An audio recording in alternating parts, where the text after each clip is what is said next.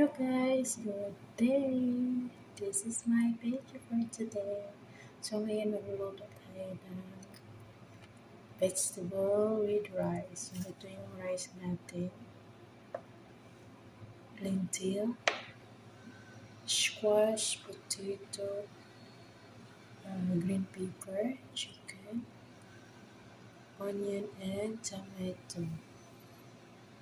Tapos imimix lang natin to iluto. Stove. Then we add spices and Dijon sauce. Tara! Potato, squash, chicken, green pepper.